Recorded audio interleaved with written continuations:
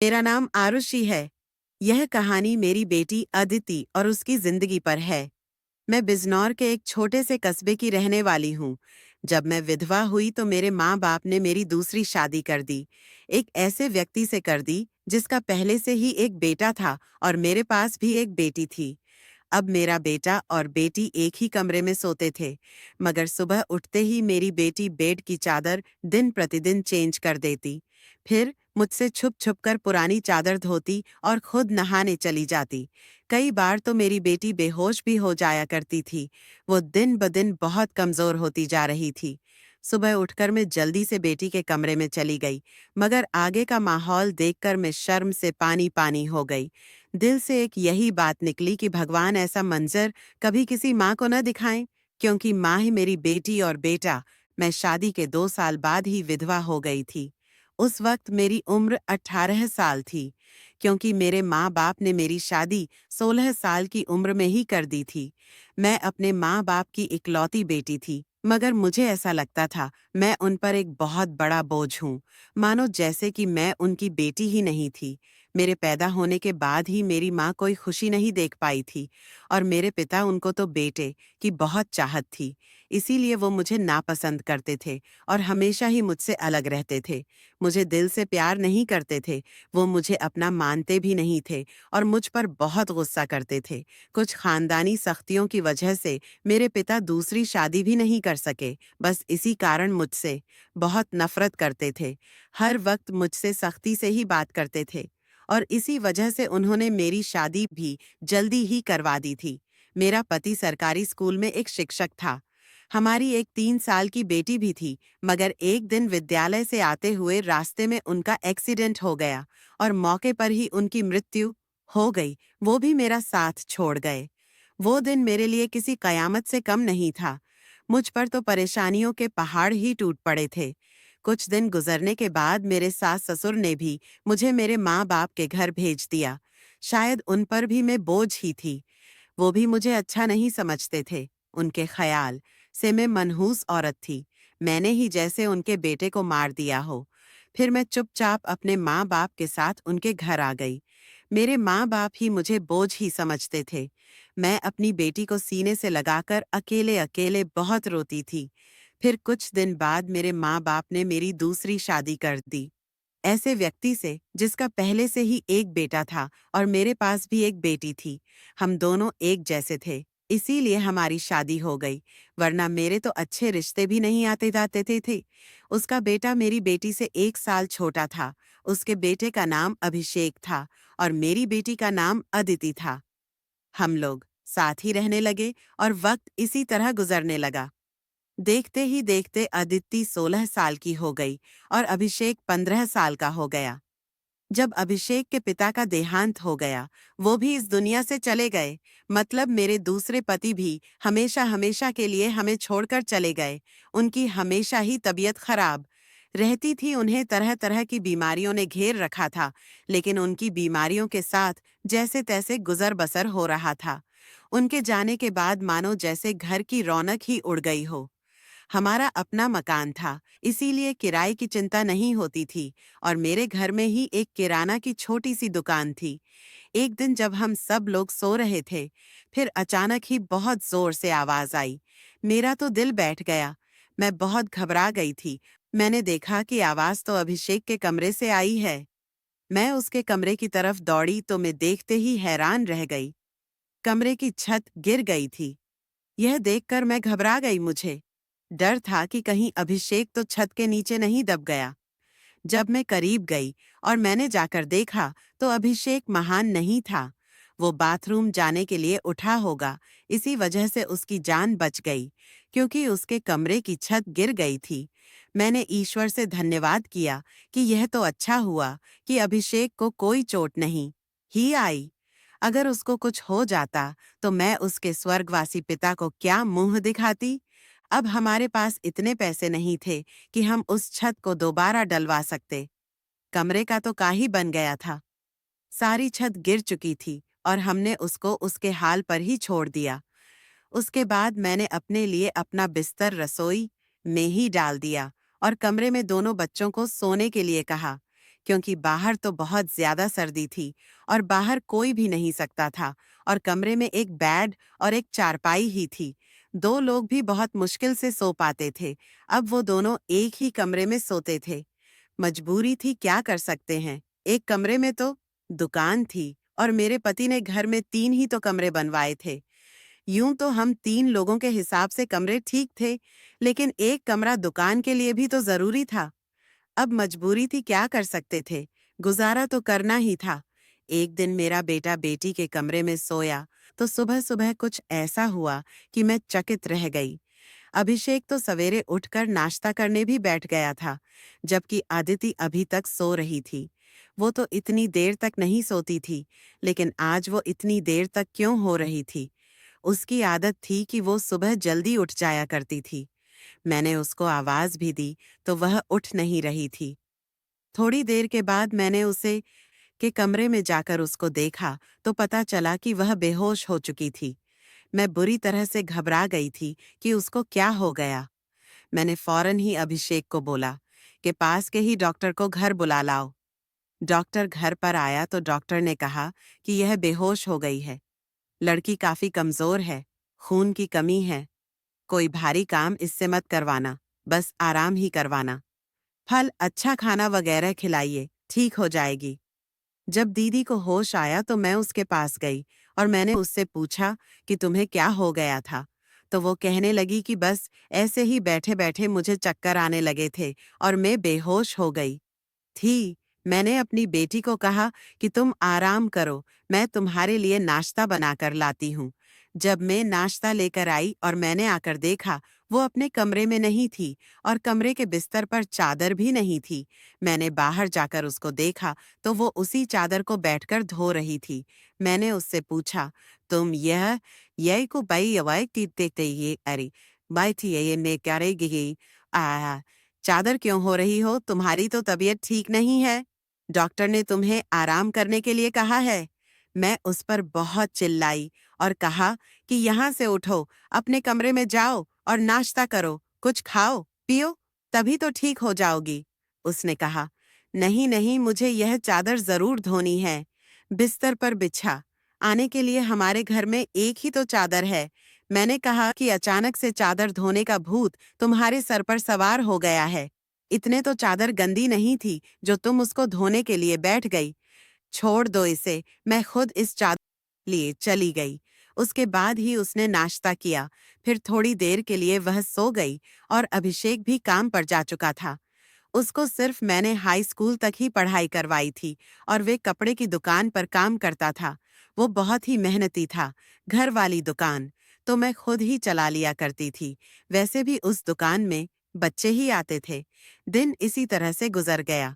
उस दिन अभिषेक ने मुझसे कहा, आज मैं खाना खाकर आया हूँ। वो देर से आया था और आदिति भी पहले से ही कमरे में सो चुकी थी। वो भी जाकर कमरे में सो गया। मैंने भी रसोई में अपनी चारपाई डाल रखी थी। जगह बदलने की वजह से मुझे नींद नहीं आ रही थी।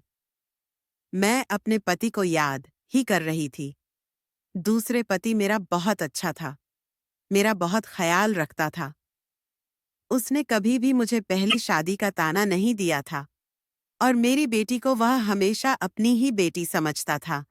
और मैंने भी अभिषेक को कभी नहीं बताया था कि वो मेरा सौतेला बेटा है। उसने भी मुझसे अपने हिस्से का प्यार ले लिया था। वो मुझे सगी माँ से भी ज्यादा प्यार करता था और मेरा कहना भी मानता था। बोस घर में अकेला ही था। वह हमारा इकलौता ही सहारा था, वरना हम दौड़ते कहाँ जाती। काम भी अच्छे तरीके से कर रहा था। मैंने उससे कहा भी था कि वो आगे की पढ़ाई प्राइवेट लें, क्योंकि अगर उसके पास कोई 6 डिग्री होगी तो नौकरी भी अच्छे मिल जाएगी। वो मेरी बात मान लेता था। सुबह सुबह फिर से कुछ ऐसा हुआ कि मैं हैरान रह गई। आदिति फिर से बेहोश हो चुकी थी और इस बार तो उसकी शक्ल देखकर लग रहा था जैसे उसके जिस्म का सारा खून ही खींच लिया गया हो। वह बिल्कुल पीली पड़ गई थी। फिर मैंने डॉक्टर को बुलवाया। डॉक्टर ने वही बात कही कि मैंने आराम करने को कहा था। इसको खाने में क्या खिलाया था आपने? मैंने उनको सारी बात बताई। मैंने कहा कि वही दाल सब्जी खिलाई थी और फल भी खिलाए थे।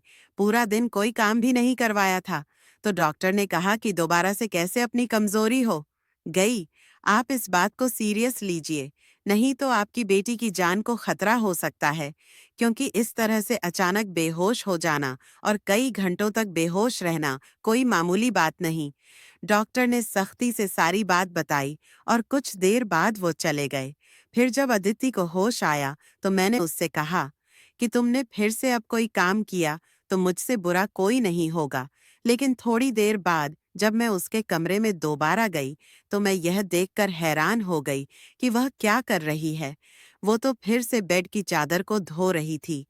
इस बार मैं उसे दूर से देख रही थी, क्योंकि जो भी वह कर रही थी वो सब कुछ मामूली नहीं था। बेहोशी से उठकर चादर को धोना शुरू कर देती थी। यह सब क्या हो रहा था? वो ये सब क्यों कर रही थी जब से मेरे बेटे ने उसके कमरे में सोना शुरू किया था? तभी से वह ऐसा कर रही थी और बेहोश भी तभी से हो रही थी।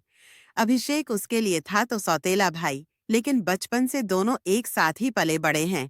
उन दोनों में तो सगे भाई बहनों जैसी मोहब्बत थी। फिर ऐसा क्या हो रहा था? मेरी बेटी की तबीयत दिन ब दिन क्यों खराब होती जा रही थी? मैं रोटी और सोचती रहती कि ये सब कुछ क्या हो रहा है। एक औरत कमजोर तब होती है जब वह बच्चे पैदा करती है तो उसके अंदर बिल्कुल भी ताकत नहीं रहती। लेकिन जवान लड़कियां यूं बेहोश होने लगे, यह तो कोई नॉर्मल बात नहीं थी। दूसरे ही दिन उसने चादर धोकर छत पर सुखाई। वह आसपास भी उसे ही देख रही थी कि जैसे मैंने उसे देखा तो नहीं है। मैं रसोई की खिड़की से ये सब कुछ देख रही थी। मैंने भी उसको ऐसा एहसास नहीं होने दिया जैसे मैं उसको देख रही हूँ। लेकिन मेरी बेटी क्या कर रही थी? वो फिर से बिस्तर पर आकर लेट गई और उसने अपने ऊपर वाली चादर को और लिया ताकि मुझे कुछ पता न चले। नीचे वाली चादर है या नहीं, यह मुझे नहीं पता था। मैंने उसको नाश्ता करवाया और दवाई दी। दुकान अच्छे नहीं चल रही थी। हमारी दुकान पर कोई बड़ा ग्राहक नहीं आता था। सिर्फ बच्चे ही गोलियां और टॉफियां लेने आते थे जो 5-10 रुपए देकर चले जाते। इसी तरह से तो काम नहीं चलने वाला था। मैं बहुत परेशान थी, लेकिन यह बात मैंने अपने बच्चों को कभी नहीं बताई। अभिषेक को भी कुछ नहीं बताया, क्योंकि वो पहले से ही नौकरी कर रहा था। अब अगर ऐसे में यह बात बता देती तो और भी ज्यादा परेशान हो जाता। लेकिन खुद बहुत परेशान हो गई थी। ऊपर से डॉक्टर ने कहा था, बेटी को अच्छी चीजें खिलाओ, लेकिन घर में तो दाल रोटी के भी पूरे पैसे नहीं हो रहे थे। घर का खर्चा करना बहुत मुश्किल हो रहा था। लेकिन एक दिन कुछ बहुत ही अजीब हुआ। मैंने अपने बेटे अभिषेक और आदिति को कुछ ऐसी बातें करते हुए सुना जिनकी मुझे बिल्कुल भी समझ नहीं आई। मेरे बेटे ने कहा, यह तुमने तो अभी से ही अपनी तबीयत खराब कर ली है। इस तरह तो नहीं चलेगा। अगर तुम्हें इतनी परेशानी हो रही है तो फिर हम ये सब नहीं कर सकते। मेरी बेटी ने कहा कि नहीं, मुझे काम करना है। इसी तरह के मौके बार बार नहीं मिलते हैं। और मुझे क्या पता था कि मेरे साथ ही सब कुछ हो जाएगा। मुझे तो पता ही नहीं था कि मेरे अंदर इतनी ताकत नहीं है। मेरे बेटे ने कहा कि अब तो तुम्हें पता है ना, मैं तुम्हारी जिंदगी को दांव पर नहीं लगा सकता। तो मेरी बेटी का कहना था कि नहीं, सिर्फ 2-4 हफ्तों की बात है, उसके बाद यह मौका नहीं मिल लेगा। यह सब क्या हो रहा था? मुझे कुछ समझ नहीं आ रहा था। ये दोनों क्या बातें कर रहे हैं? एक दिन तो मैंने कुछ ऐसा देखा जिसको देखकर मैं दंग रह गई। सुबह सुबह ही मेरी बेटी ने चादर को फिर से धोकर छत पर सुखा दिया और वो एक तरफ खड़ी होकर उल्टी कर रही थी। मैंने कहा कि क्या हो गया है तुम है? वह घबरा गई और कहने लगी कि अचानक से मेरा दिल खराब हो गया। मैंने कहा, क्या मतलब है इस बात का कि दिल खराब हो गया? तुम्हारा क्या खा रही हो? तुम ऐसा और चादर को बार बार क्यों होती हो? क्या छुपा रही हूँ मुझसे? अगर मुझे पता चला कि तुमने कोई ऐसी वैसी हरकत की है जिससे मेरी और तुम्हारी आपकी इज्जत दांव पर लग गई तो मैं तुम्हें कभी माफ नहीं करूंगी। मेरी बेटी हैरान हो गई। उसने कहा, माँ, आप किस तरह की बातें कर रही हैं? ऐसा कुछ नहीं है जैसा आप सोच रहे हैं। लगता है आज आपने कोई फिल्म देखी है या किसी ने आपके कान मेरे खिलाफ भर दिए हैं जो आप इस तरह की बातें कर रही है।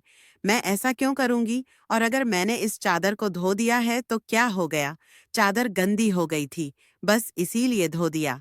आपको तो पता है कि कई दिन से मेरी तबीयत खराब है, तो दवाई खाने की वजह से मेरे पेट में भी खराब हो रही है। अगर मुझे उल्टी आ गई, तो इसका और कोई मतलब नहीं है। मुझसे इस तरह से बात कर रही थी। मैंने उसके मुंह पर थप्पड़ मारा और वह जमीन पर गिर गई। तभी अचानक अभिषेक भी आ गया। उसने कहा कि माँ, आप ये क्या कर रही है? आपने इस पर हाथ क्यों उठाया? तो मैंने उससे कहा, हाँ, मैंने इसको मारा है, इस पर हाथ उठाया है। ऐसा तो मुझे बहुत पहले ही करना चाहिए था, लेकिन अभी मैं पूरी तरह से बात की तह तक नहीं पहुंची हूँ। जिस दिन मुझे पता चल गया तुम दोनों के बारे में, उस दिन देखना। अब मुझे खुद पता नहीं था कि मुझे क्या हो गया था।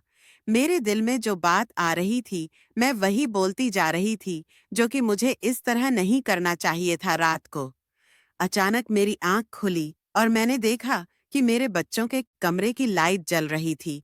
उस वक्त वह क्या कर रहे थे? उनको तो इस समय सो जाना चाहिए था, और मुझसे तो शाम को कह रहे थे कि आज हम जल्दी सो जाएंगे। मैं जब कमरे के करीब गई, तो वह न सिर्फ जाग रहे थे, बल्कि बातें भी कर रहे थे। किसी बात पर बहुत ज्यादा खुश हो रहे थे। मेरा बेटा कह रहा था कि तुम बहुत खुशकिस्मत हो, तो बेटी कहने लगी कि हाँ, खुशकिस्मत तो मैं है, लेकिन अभी कल फिर से जब मेरी तबीयत खराब होगी, तो माँ मुझे देखकर बहुत परेशान हो जाएंगी। कब तक ऐसा झूठ बोलेंगे? बेटा बोला, बस कुछ दिन और कर लेते हैं, फिर सब कुछ ठीक हो जाएगा। मैं उनकी बातें सुनकर हैरान रह गई। आज मुझसे रहा नहीं गया। मैंने कमरे के दरवाजे को खोलने की कोशिश की, तो मैं हैरान रह गई। उन्होंने दरवाजे को अंदर से बंद क्यों किया था? क्या वजह थी दरवाजा अंदर से बंद करने की? वैसे भी अब मौसम बदल रहा था। उनको दरवाजा खोलकर सोना चाहिए था। मैंने दरवाजे पर बार बार दस्तक देना शुरू कर दिया, लेकिन इस तरह से दस्तक देने के बावजूद भी उन लोगों ने दरवाजा खोलने में आधा घंटा लगा दिया। और उसके बाद जब मैंने कमरे में देखा, तो उनके अलावा कमरे में कोई भी नहीं था, और वो दोनों ऐसी शक्ल बनाकर बैठे थे जैसे नींद से जागे हों। मैंने कहा, हाँ, इतनी देर में दरवाजा खोला है? तो कहने लगे, हम सो रहे थे। मैंने कहा कि झूठ नहीं बोला करो, तुम लोग जाग रहे थे और बातें कर रहे थे। उन्होंने कहा कि हम क्यों इस समय जागेंगे और क्यों बातें करेंगे? हमारा कौन सा कल पेपर है जो हम तैयारी करेंगे और जागेंगे? हम लोग तो सो रहे थे। मुझे उन दोनों की हरकत समझ नहीं आ रही थी। मेरे पास बोलने के लिए कोई शब्द नहीं थे। मुझे उनकी बातें समझ नहीं आ रही थीं, क्योंकि वो दोनों तो ऐसे ही बैठे थे जैसे नींद से अभी अभी जागे हो। उसके बाद मैंने उनको कुछ नहीं कहा और वहां से चली गई। लेकिन मैं सोचती थी कि कोई न कोई गड़बड़ तो जरूर है। मैं यह देखकर हैरान रह गई।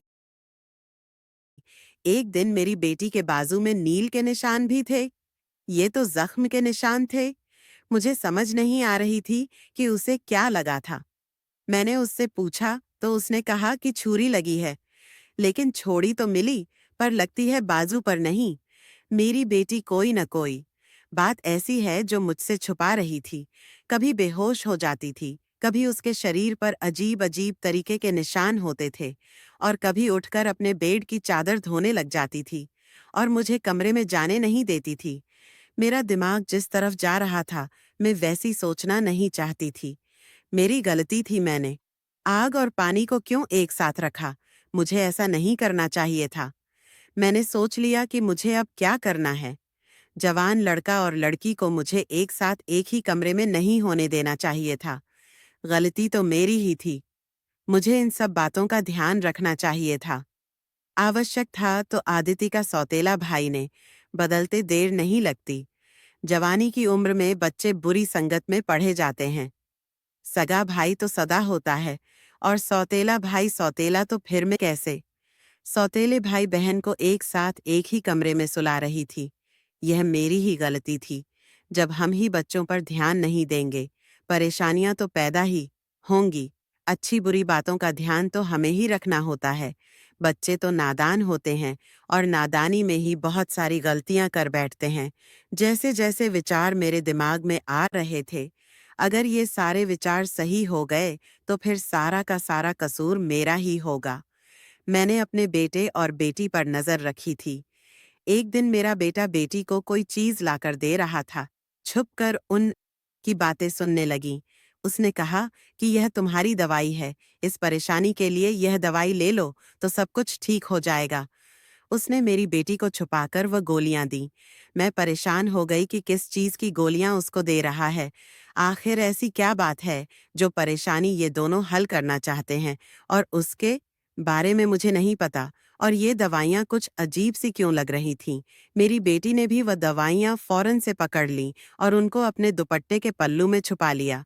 बेटे ने कहा कि रात को सोने से पहले खा ली ना, तो फिर अगले दिन तुम बेहोश बिल्कुल भी नहीं होगी। और 2-3 दिन तक तो मेरी बेटी वाकई बेहोश नहीं हुई थी।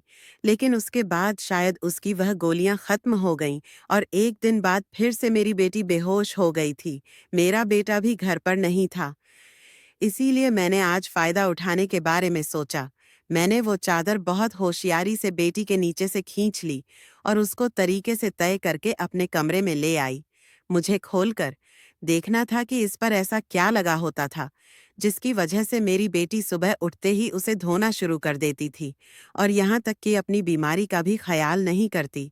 जब मैंने चादर को खोलकर देखा तो पहले तो मुझे कुछ नजर नहीं आया, लेकिन जब मैंने ध्यान से देखा तो यह देखकर मैं हैरान रह गई कि उस चादर पर सफेद सफेद बाल थे और पूरी चादर बालों से भरी हुई थी।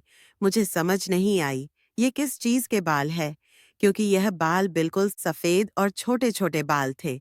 मैं हैरान हो गई, लेकिन मुझे यह बात समझ नहीं आई। मैं सोचती रही कि ये सब कुछ क्या हो रहा है। मैं बेटी और बेटे की हरकतों पर लग रही थी, इसलिए सारा कुछ अपने दिमाग में सोच रही थी, लेकिन मैं किसी नतीजे पर नहीं पहुंची थी।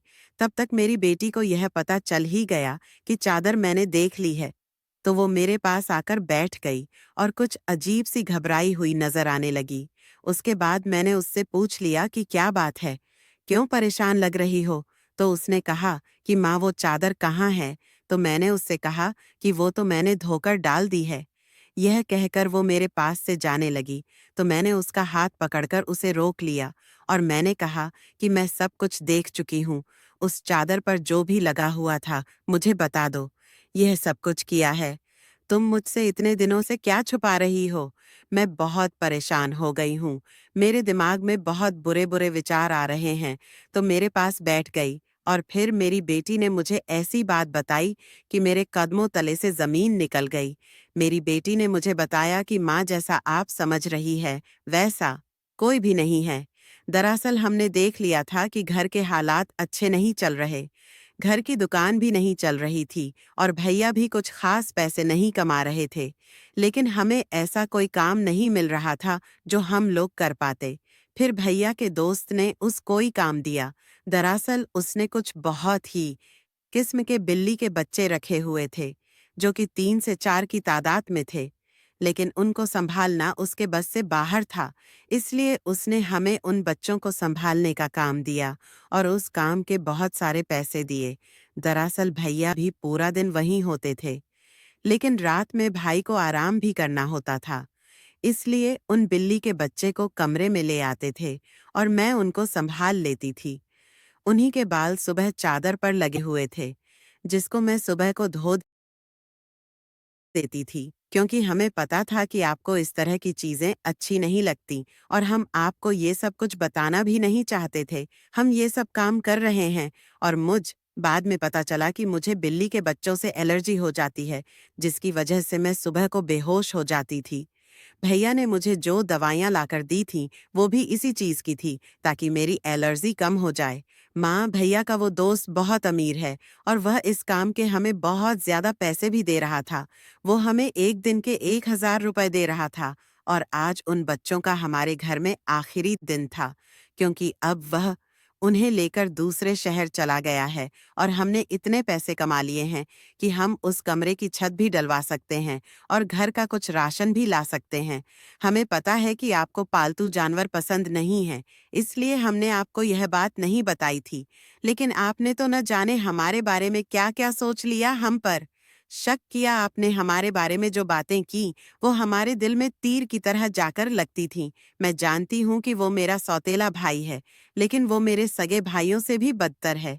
उसने हर बार सिर्फ हमारे बारे में ही सोचा है, जबकि देखा जाए तो हम उसके क्या लगते हैं। उसका पिता तो इस दुनिया से जा चुका है और उसके अपने रिश्तेदार भी तो हैं, जो कि हमसे बहुत ज्यादा अमीर हैं। वो उनके साथ जाकर भी तो रह सकता है, लेकिन वो फिर भी हमारे साथ रहता है, क्योंकि वो हमें कभी अकेला नहीं छोड़ना चाहता। उसने हमेशा मुझे अपनी सगी बहन ही मानना है। उसने कभी मुझसे कोई गलत बात नहीं की और वह हमारा 8वीं देता है। हमारे लिए बहुत कुछ करता है। पूरा दिन वो काम करता था।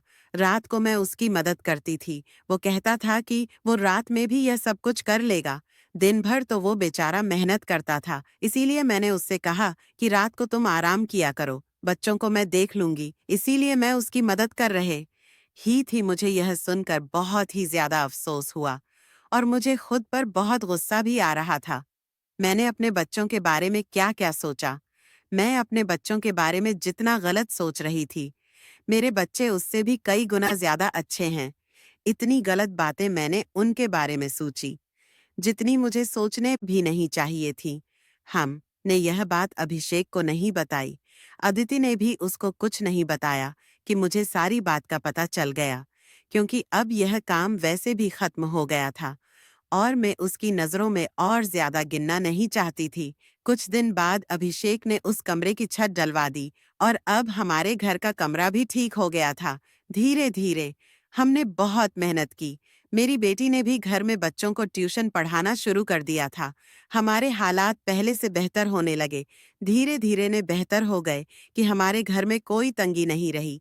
मेरे साथ जिंदगी ने बहुत बुरा किया था, लेकिन अच्छा ये किया कि मुझे यह थी कहानी। माता पिता अपने को बच्चों पर प्यार करने के साथ साथ थोड़ी सख्ती भी रखें, और वो क्या गलती कर रहे हैं क्या नहीं, इन सब बातों के बारे में उनसे जानकारी लेते रहे और इस बात का ध्यान रखें, जब बच्चे जवान हो जाए तो उनका बिस्तर अलग कर देना चाहिए। आपसे भी यही सब कहूंगी कि अपने बच्चों का ध्यान रखें। दोस्तों, उम्मीद करती हूँ आपको हमारी कहानी पसंद आई होगी। कहानी पसंद आई है तो वीडियो को लाइक करें। चैनल पर नए हैं तो चैनल को सब्सक्राइब करें। धन्यवाद।